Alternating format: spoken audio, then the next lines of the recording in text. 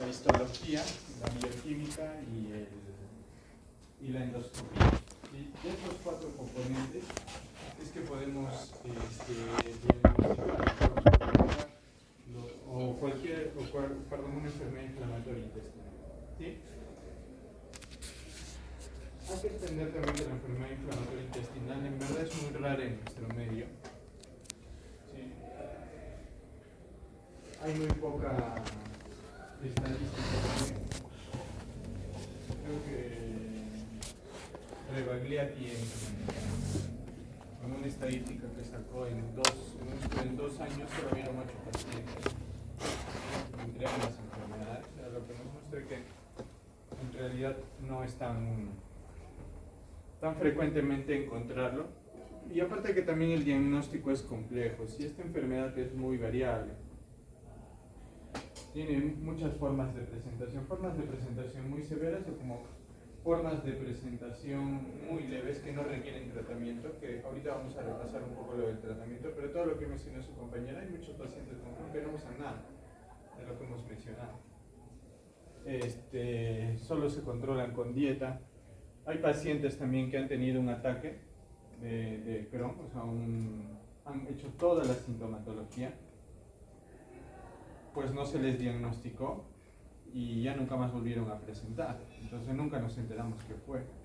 Porque estas enfermedades inflamatorias intestinales tienen 4 formas de presentación clásicas. ¿Sí? La primera forma de presentación es la que les acabo de decir, ¿no? El paciente que tiene un ataque agudo y entra en un periodo de remisión permanente. Nunca más vuelve a aparecer la enfermedad.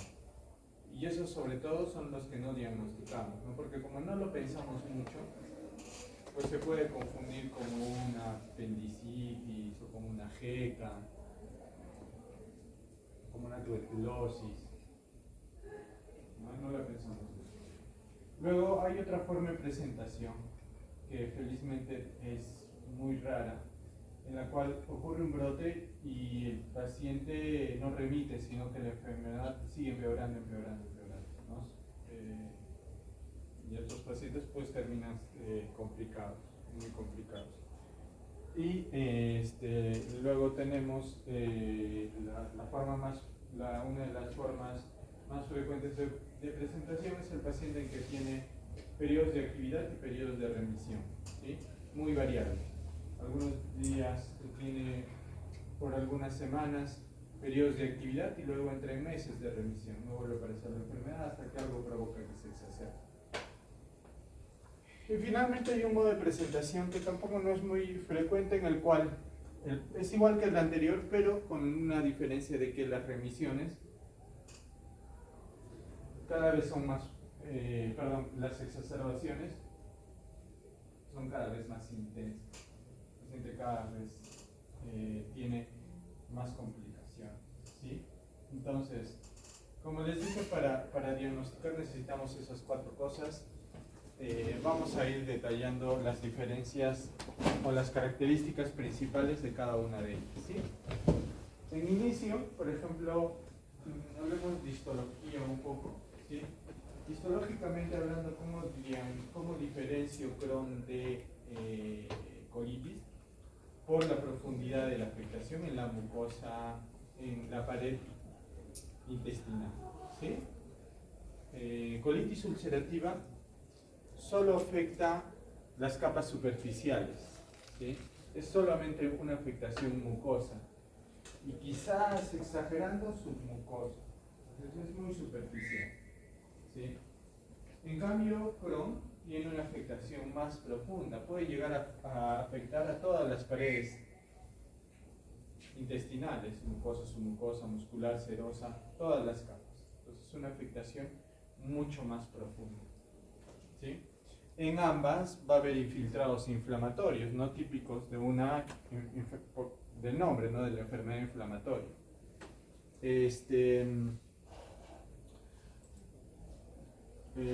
Histológicamente hablando, la afectación en enfermedad de colitis ulcerativa se afecta a toda la mucosa, toda la pared.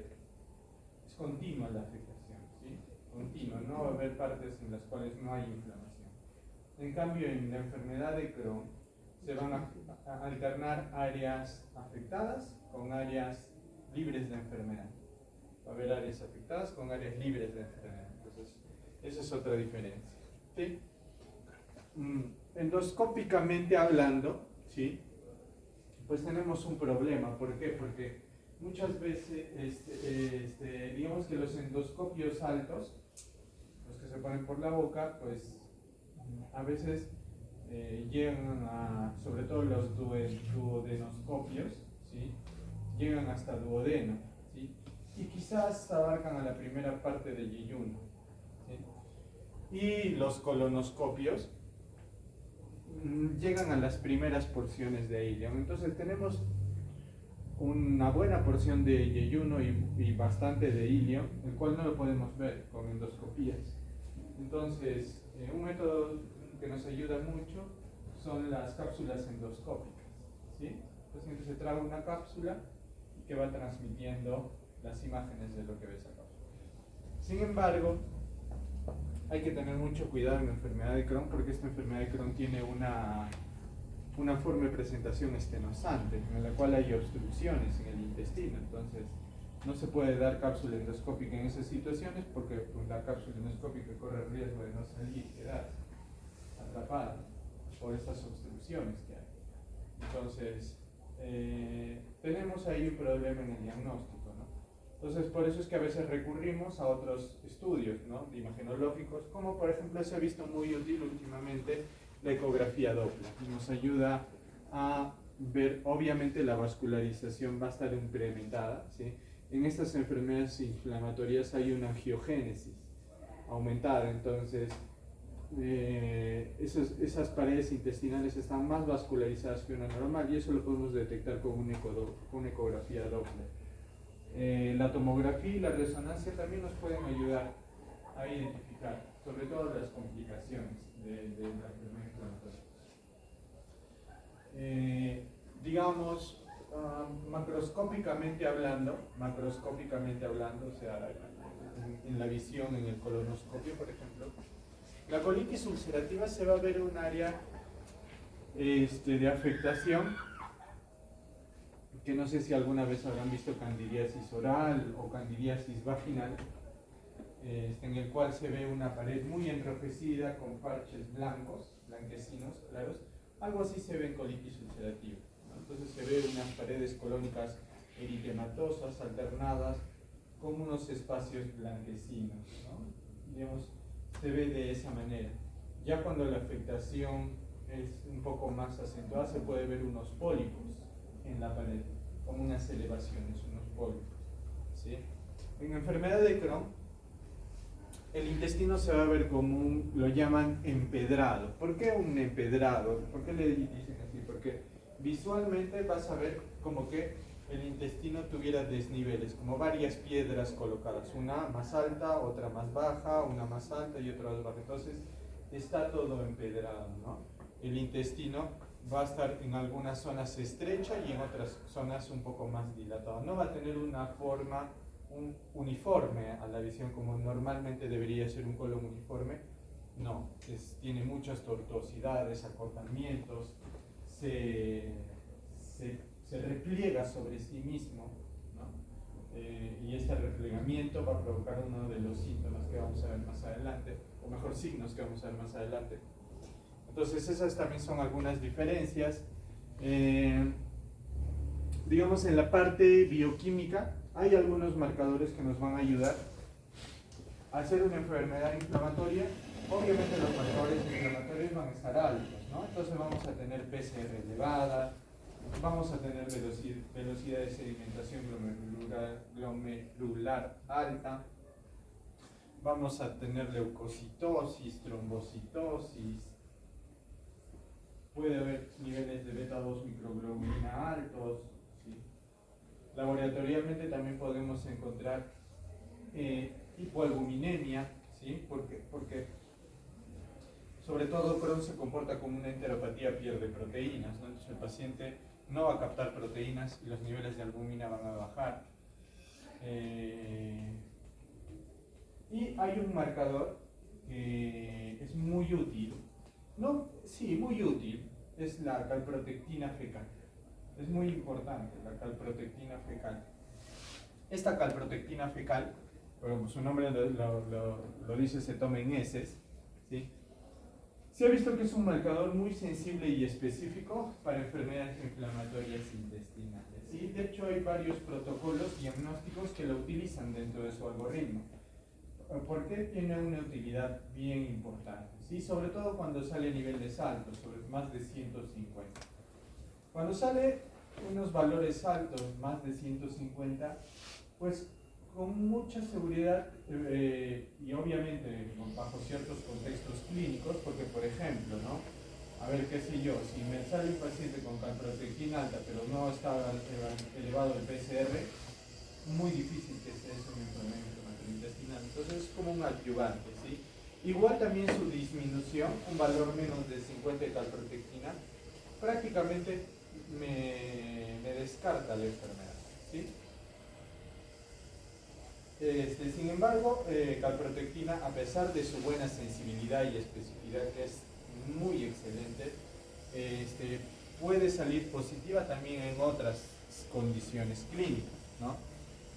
Por ejemplo, por la cual digamos que nos altera un poco, es que sale elevado en el paciente que toma AINES, ¿sí? ¿Y cuál es el problema? Que justamente uno de los diagnósticos diferenciales de enfermedad inflamatoria intestinal es las úlceras colónicas por AINES.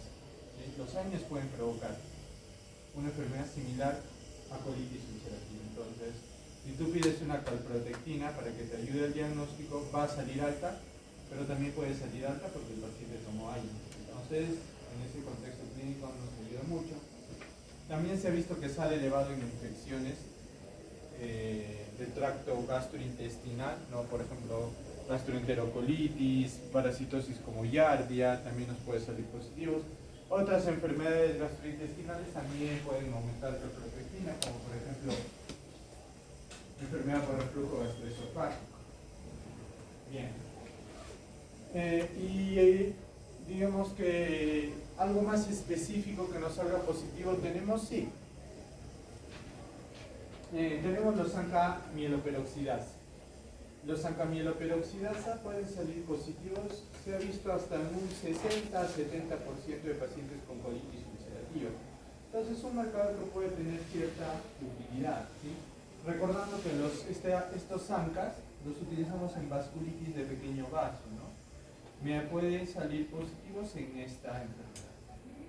Y en el caso de enfermedad de Crohn, hasta un 80% de pacientes con enfermedad de Crohn pueden tener anticuerpos ASCA positivos, ¿sí?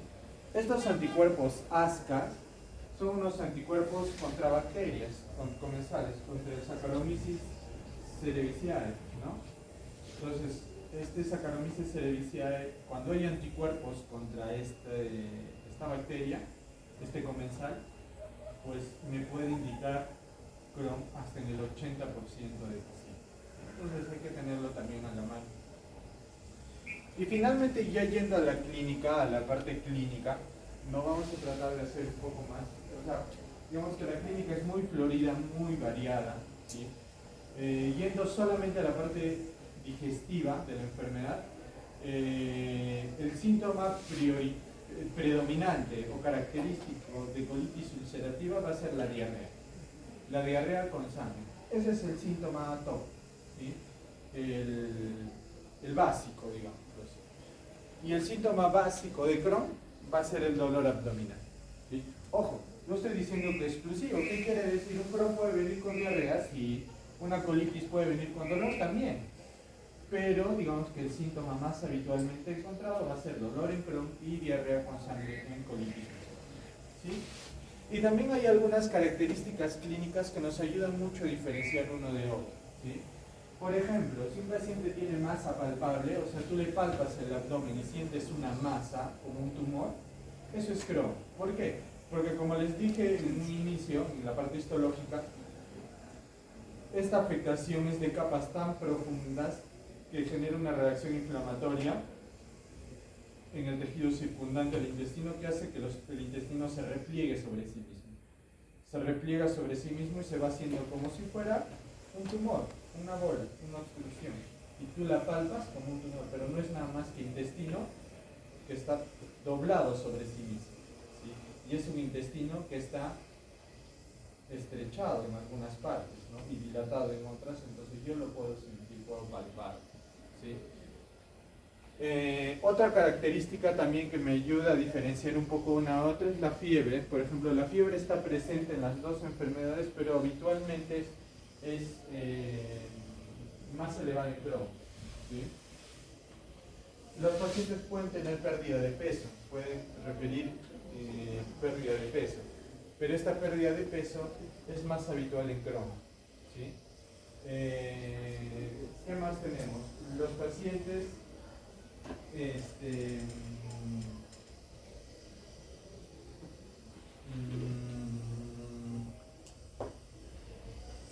pueden presentar muchas patologías extra digestivas. ¿Sí? Crohn se acompaña de muchísimas patologías extra digestivas, ¿sí? Algunas se activan junto con el Crohn. ¿Qué quiere decir? Que cuando se activa la enfermedad, estas enfermedades aparecen. Otras no, otras van de la mano. Es como que tener dos enfermedades y cada una se activa a su propio ritmo, ¿sí? Digamos que las que debemos recordar y reconocer, porque nos podrían preguntar por su relativa frecuencia, obviamente que son muchísimas, unas 50, pero no vamos a recordar todas. Pero las que ustedes deben conocer básicamente, por ejemplo, son las enfermedades autoinmunes del hígado, por ejemplo. Están muy asociadas. ¿Cuáles son estas enfermedades autoinmunes del hígado?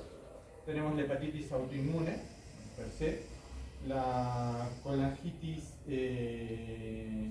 biliar primaria y la colangitis esclerosante primaria, ¿sí?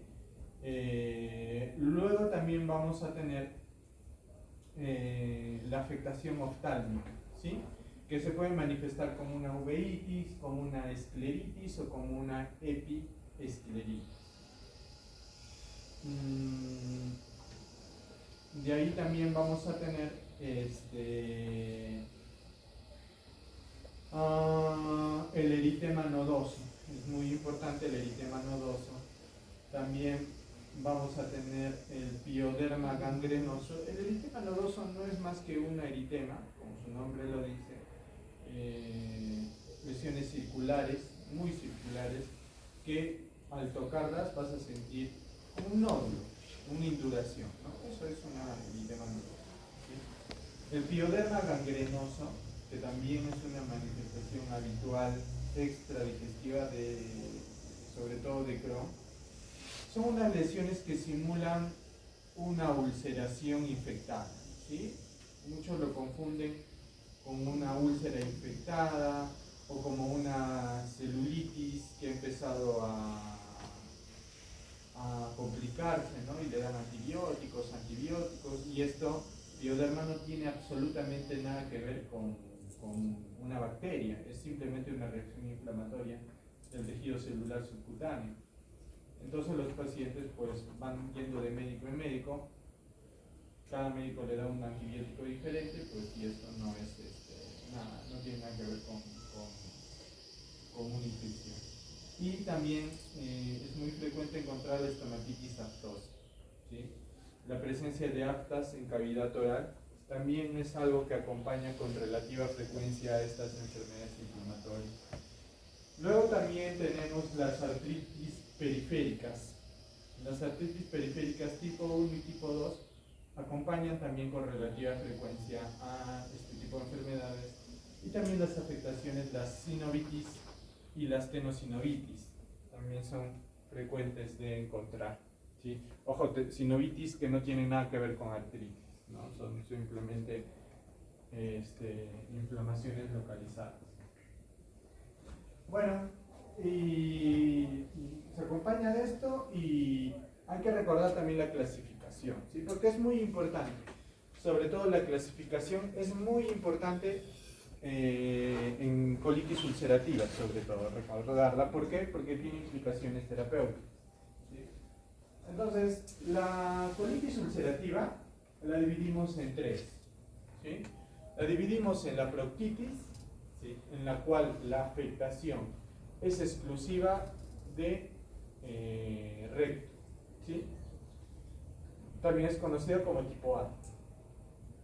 Luego vamos a tener a la tipo B, que también se conoce como colitis izquierda o también llamada colitis distal, que es la afectación hasta el ángulo esplénico, por debajo, mejor dicho, del ángulo esplénico del colon. Para que la enfermedad llegue hasta antes del ángulo esplénico del colon, ¿sí? Y la de tipo C es la enfermedad en la cual ya supera el ángulo esplénico del colon. Cuando pase el ángulo esplénico del colon, automáticamente la enfermedad se llama, también la llamamos pancolitis, ¿no? También la llamamos pancolitis, ¿sí? Pero su nombre habitual es colitis ulcerativa extensa. Entonces vamos a tener esas tres divisiones, ¿ya?, que son muy importantes. Otra cosa que es muy importante recordar y que me estaba olvidando de mencionarles a propósito de esto, es que hay que recordar que Crohn puede afectar cualquier área de la zona digestiva desde la boca hasta el ano, cualquier zona, ¿sí? Desde la boca hasta el ano, cualquier área puede ser afectada por Crohn. Pero colitis ulcerativa, como su nombre lo dice, solo va a afectar colon, nada más. Solamente va a afectar colon, ¿sí? Todo lo que es el colon, ¿no? Estamos hablando, entendiéndonos colon desde recto, desde que inicia recto hasta la válvula ileocecal, ¿no?, de la unión del ilion con el colon. Entonces, colitis ulcerativa solo va a afectar eso. Y hay otra cosa que también es diferente, que ya se los mencioné en histología, es que la afectación de colitis ulcerativa es continua. ¿Qué quiere decir? Que inicia en recto y va ascendiendo. Y hasta donde llegue será su nombre. Si asciende y si llega hasta el tercio medio del colon descendente, ¿qué será? Si llega hasta el tercio medio del colon descendente, ¿qué será? Una colitis ulcerativa izquierda o distal o tipo B. Si es una colitis que afecta recto, ¿sí?, afecta recto, colon ascendente no, pero colon transverso sí. ¿Qué tipo de colitis es? Ninguna. Recuerden que eso es Crohn. Recuerden que la afectación es continua. Si tienen un paciente que le está afectado recto y de ahí se salta hasta colon transverso, o tiene afectado recto, respeta sigmoides y de ahí va otra vez a colon descendente, eso no es colitis ulcerativa, porque colitis ulcerativa es una afectación continua, ¿ya? Por tanto, no existe colitis ulcerativa si no hay afectación rectal. Ese es un statement, ¿sí?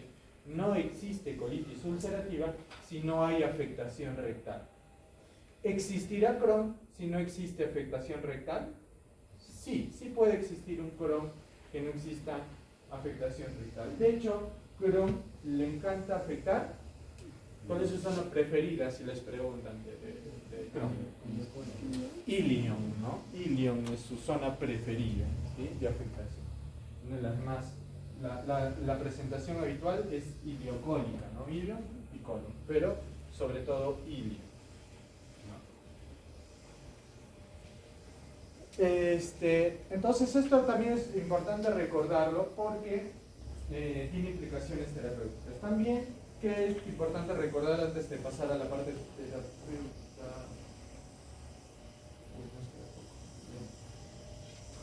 que tenemos dos fases, ¿no?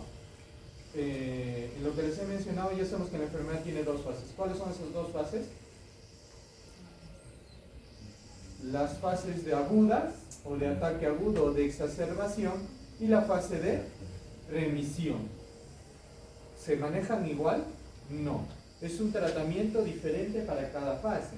Trataré de alguna forma el ataque agudo y de otra forma diferente trataré los pacientes en remisión. ¿Sí? ¿Y qué otra cosa más tengo que tener en consideración para ver el tema del tratamiento? Que esa exacerbación puede ser leve, moderada o severa, dependiendo del grado de afectación. Y doctor, y en su mayoría ya hay mucha diferencia en guías, ¿sabes? O sea, ¿cómo digo cuándo es leve, moderado o severo? ¿Sí? Habitualmente en colitis ulcerativa se determina la severidad por la cantidad de diarreas. Por la cantidad de diarreas. Se dice que es leve cuando un paciente tiene menos de 4, ¿sí? Se dice que es moderada cuando un paciente tiene más de 6 pero sin síntomas sistémicos, y se dice severo cuando un paciente tiene más de 6 pero con síntomas sistémicos. ¿Sí? En el caso del Crohn, ¿sí? Se considera que es una enfermedad leve cuando los síntomas de dolor abdominal solamente tiene dolor abdominal leve, ¿sí? Moderado cuando hay dolor abdominal pero se agrega otros síntomas digestivos adicionales, como puede ser diarrea, como puede ser sangre en heces, palpación de masa abdominal, y se considera severa cuando tiene ya complicaciones severas del Crohn, como puede ser, moderado también la presencia de fístulas. Y ya severo, por ejemplo, es cuando el paciente tiene síntomas de obstrucción intestinal, ¿sí? Cuando el paciente tiene síntomas sistémicos como fiebre elevada, como marcadores de reactantes de fase aguda muy altos, o tiene signos de megacolon tóxico, ¿sí? Muy bien. Entonces, entendiendo todas esas cuestiones propias, vamos a empezar a la parte del tratamiento, ¿ya? Y primero les voy a decir cómo tienen que pensar el tratamiento para el examen y cómo es en realidad, ¿sí? Para el examen, súper fácil. El ataque agudo, ya, digamos, antes de pasar a eso, hay dos tipos de terapia: la terapia convencional y la terapia no convencional, ¿sí? La terapia convencional, que es la que sí deben saber bien ustedes, está compuesta de 3 grupos farmacológicos importantes, ¿sí? Los 5-ASA, así se llaman, 5-ASA, que son los aminosalicilatos, ¿sí? Los corticoides y los inmunomoduladores. Esos son los 3 grupos, ¿sí? El grupo de aminosalicilatos, ¿cuáles son? Muchos fármacos. ¿Cuáles son los que ustedes deben conocer? 2. La sulfasalacina y la mesalacina. Esos son los que tienen que conocer ustedes. La sulfasalacina y la mesalacina, dentro del grupo de los aminosalicilatos. Luego tenemos los corticoides. Dentro de los corticoides, ¿cuáles los que debo conocer? La hidrocortisona rectal, la budesonida rectal, la budesonida de liberación ileal, así se llama, budesonida de liberación ileal, la prednisona, la metilprednisolona y la hidrocortisona en ampollas. Esos son los corticoides que sirven para el manejo de estas patologías. Y finalmente, dentro de los inmunomoduladores, el que deben de conocer es azatioprina.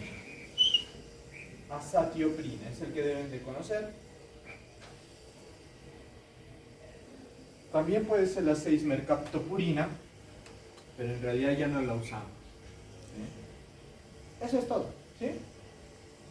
Y en la terapia no convencional, que no deberían conocer ustedes, simplemente por nombre quizás, son los que llamamos biológicos, los anticuerpos monoclonales. ¿Sí? Entonces, así de fácil. Primero, ¿cómo es terapia del ataque agudo? ¿Cómo tratamos un ataque agudo en colitis? Con aminosalicilatos.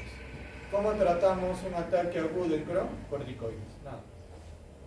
Así es de fácil. Y eso es todo. Yo creo que así va a venir el examen. En ataque agudo, ¿cuál es el fármaco para colitis? Aminosalicilatos. ¿Cuál es el fármaco para Crohn? Corticoides. Ya, eso sí se les tiene que quedar bien grabado. Y en terapia de mantenimiento, ¿cuál es la terapia de mantenimiento ideal en el paciente con colitis ulcerativa? Los aminosalicilatos nuevamente, y quizás podrían ser los inmunomoduladores. Y en la enfermedad de Crohn, ¿cuál es el tratamiento de mantenimiento? Los inmunomoduladores sobre todo, y quizás los aminosalicilatos. ¿Sí? Y se acabó. Así de simple. ¿Sí? Pero bueno, esa no es la realidad. ¿Sí? Ahora vamos a pasar a la realidad porque no es más compleja, sino que hay que saber cositas más. ¿Ya? Vamos a empezar con colitis ulcerativa. ¿Ya? Y vamos a empezar a hablar de la sulfasalacina y la mesalacina. ¿Cuál es la diferencia entre uno y otro? Que la sulfasalacina va por arriba y la mesalacina va por abajo. ¿Sí? Entonces una es por vía oral, la sulfa, y la mesa es por vía rectal. ¿Qué presentaciones tiene la mesalacina? Dos presentaciones. Viene por supositorios y por enema. ¿Saben cuál es la diferencia? Un supositorio. ¿Ah? ¿Cuál es la diferencia entre un supositorio y un enema? Es duro. El tiempo de acción. Sí. ¿No? Es cómo se administra, ¿no? Ujú. ¿Cómo es un enema? Por ejemplo, agarras esa botella a cielo, le echas una cápsula o le echas un poco de líquido, lo mezclas con agua tibia y la botella se la pones por el recto y la aprietas. Y eso es un enema. En cambio, el supositorio son unas cápsulas que tú misma te las puedes autoadministrar, las pones, así como las mujeres se ponen óvulos, igualito que poner un óvulo endovaginal, te pones el óvulo interrectal y ya está. Eso es una diferencia entre un supositorio y un enema. ¿Sí? Entonces, para el tratamiento del ataque agudo, cuando sea una proctitis, como solo es en el recto, que puedo utilizar como tratamiento de primera línea. Mesalacina en supositorios o mesalacina en enemas. Y me basta con eso. ¿Sí? Cuando solo es una enfermedad de recto. ¿Por qué? Porque el supositorio me va a llegar a recto, que es donde yo quiero. Y el enema más aún, ¿no es cierto? Porque entra a presión. Dosis. El supositorio habitualmente viene de 1 gramo. Y el enema viene de varias presentaciones, pero la más básica es de 1.4 gramos. ¿Sí? Se recomienda, hay mucha diferencia en las guías, pero la dosis mínima debería ser como mínimo 1 gramo al día, como mínimo. Por ejemplo, la ACG recomienda 2 gramos. ¿Sí? Entonces, como mínimo 1 gramo puede llegarse hasta 2. Se recomienda también que cuando vayas a dar más de 2, que lo fracciones, ¿no? O sea, no le vas a poner 2 supositorios rectales al mismo tiempo al paciente, no se le va a salir uno. Entonces, te pones uno en la mañana y uno en la noche, ¿sí? Entonces, pero la idea es que sea como mínimo 1 gramo, más de 1 gramo idealmente, ¿sí? Si yo tengo una afectación, ya no una proctitis, si no tengo un tipo B, una de ilion, una izquierda o colon distal, ¿no? ¿Qué utilizaré? ¿Podré usar supositorios? No, porque el supositorio solo me llega recto. ¿Podré utilizar enema? Sí, el enema sí llega a esa zona. Entonces, parte del tratamiento inicial, ideal para una exacerbación de un de una colitis ulcerativa distal va a ser enemas de mesalazina, ¿sí?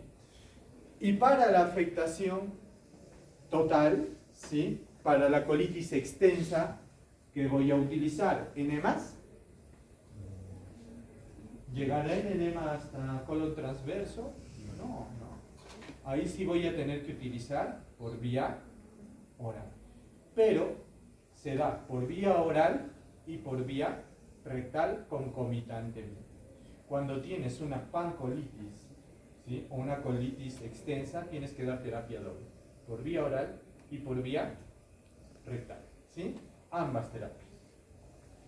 Esa es la terapia de primera elección, ¿sí? La terapia de elección. Entonces, recordemos. Aunque, ojo, tengo que decirles un pequeño detalle que algunas guías recomiendan para la colitis izquierda también dar terapia doble para tener mejores resultados. O sea, terapia por vía oral y terapia por vía oral. ¿Sí? ¿Cuánto se da por vía oral? La sulfasalacina viene habitualmente de 500 miligramos. Se recomienda que demos como mínimo 2 gramos. Como mínimo 2 gramos, o sea, como mínimo 4 tabletas. Que se pueden dar por vía, que se pueden dar cada 8 o cada 12 horas, ¿sí? Dependiendo de la cantidad de sulfasalacina que vayas a utilizar. La pregunta sería, ¿cuál es mejor, la vía oral o la vía rectal?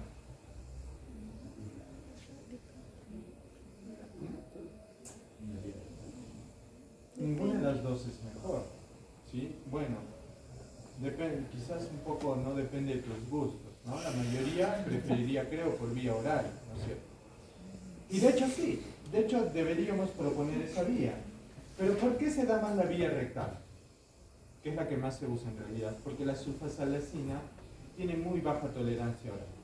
¿Ya? Tiene muchos efectos adversos, vómitos, intolerancia gástrica, pacientes no pueden tomarlo porque les cae mal. Entonces nos vemos remitidos a solamente poder dar por vía rectal, porque es una acción directa.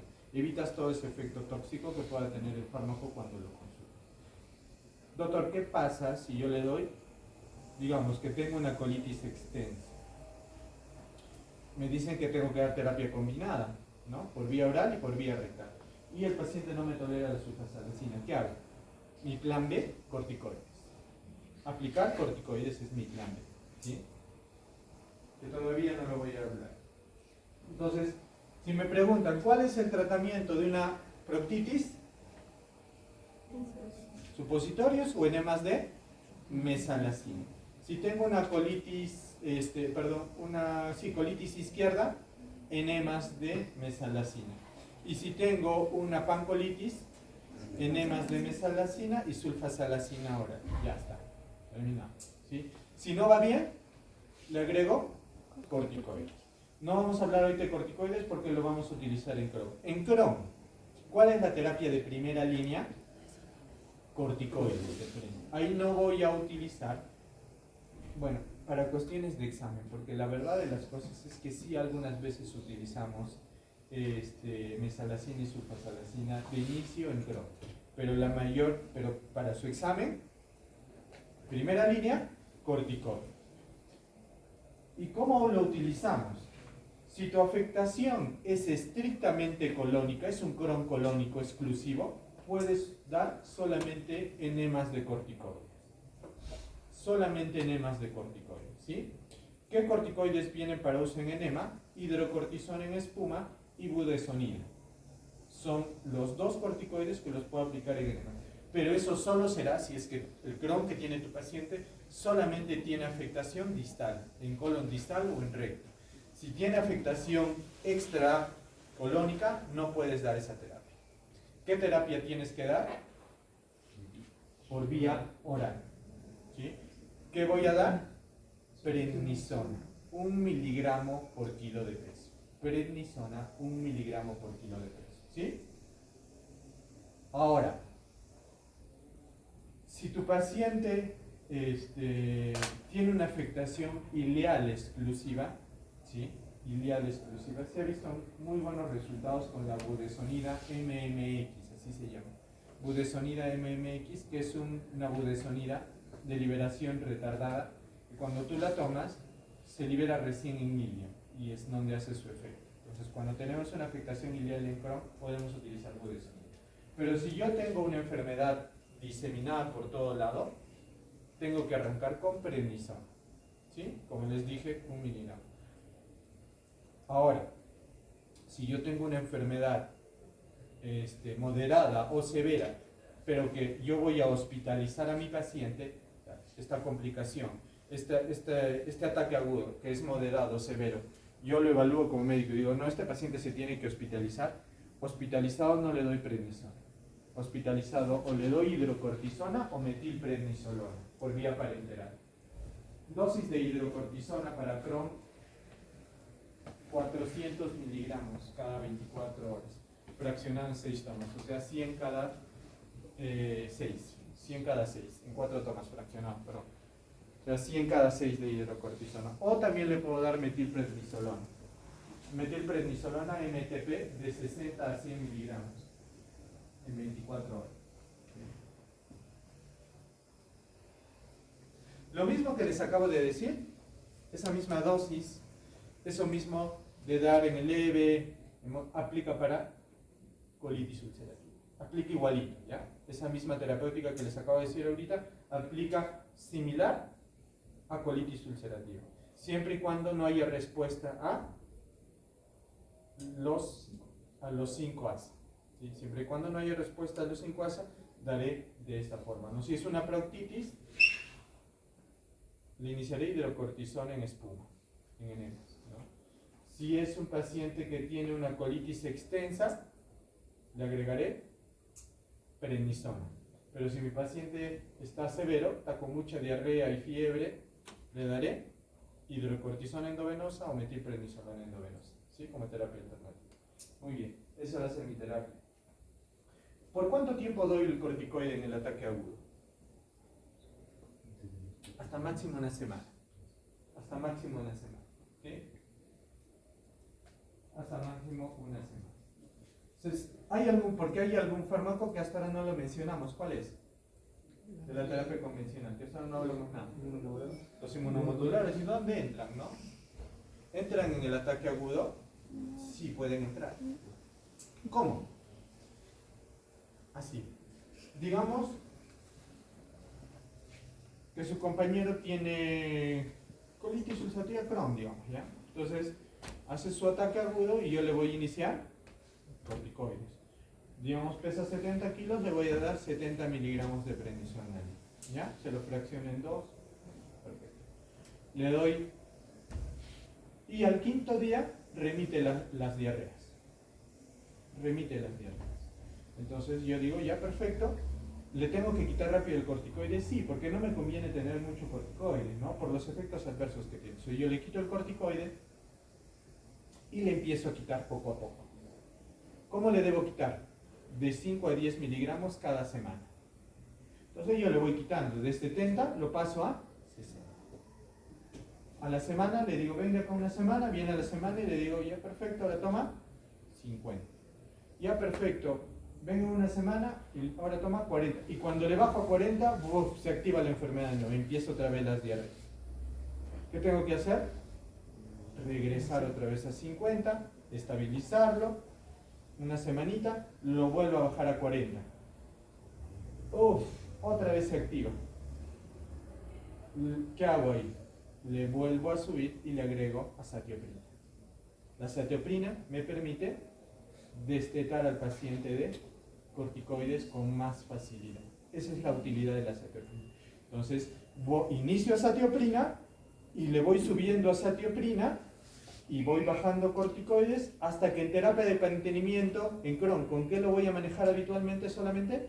Con azatioprina nada más. ¿Sí? Azatioprina inicio con 50 miligramos y puedo ir subiendo hasta 150 miligramos. ¿Sí? Inicio con 50 y voy subiendo hasta 150. ¿Sí? Y en el caso de colitis ulcerativa, si mi paciente me aguantó con mesalazina y sulfasalazina, lo dejo con eso en terapia de mantenimiento. Lo puedo utilizar en terapia de mantenimiento. Si por ahí tuve que usar corticoide porque no me respondía solamente a la mesalazina, ¿con qué lo tendré que dar? Mesalazina más azatioprina como terapia de mantenimiento. ¿Sí? Y ya está, nada más. Obviamente, si mi paciente se hospitalizó y le inicié parenteral, ¿qué tengo que hacer? Suspender el parenteral y pasarlo a vía oral. ¿Cuándo le suspendo el parenteral? Cuando el paciente tenga 4 diarreas o menos con sangre al día. 4 o menos diarreas con sangre al día. Cuando llegue a esa cantidad, le suspendo la vía endovenosa y lo paso a prednisona por vía oral, ¿sí? Y luego para la terapia de mantenimiento, y los biológicos, ¿sí? Los que han mencionado. El que tienen que recordar, que si les pueden preguntar por algo, es infliximab, porque es el más usado, ¿sí? El que tiene mejor evidencia. Infliximab, que es un anti-TNF-alfa, ¿sí? Una cosa, ¿se puede utilizar en ataque agudo? Sí. En severos refractarios lo puedes dar en el ataque agudo. Por ejemplo, un paciente que no te responde a corticoides ni a cetioprina y sigue mal, usa un infliximab. ¿Lo puedo usar de mantenimiento? También. ¿Qué dice la máxima? Si tu paciente remitió su ataque agudo con infliximab, tienes que darle tratamiento de mantenimiento con infliximab. No puedes pasarlo a otro, tienes que continuar con el infliximab como terapia mantenimiento, ¿sí? Y finalmente, ya para terminar la clase, sencillo de cirugía. ¿Qué tienen que saber? ¿La cirugía se da? Sí. En colitis ulcerativa te cura la cirugía. En Crohn, no. Por tanto, en colitis ulcerativa la cirugía es amplia, sacar toda la parte afectada. Y en Crohn tiene que ser una cirugía, resecciones pequeñas, tratar de preservar la mayor cantidad de intestino posible, ¿sí? Esa es la única diferencia de manejo que tiene. Obviamente es para. ¿Ya? Muy bien. Muy bien, chicos, nos vemos entonces el jueves.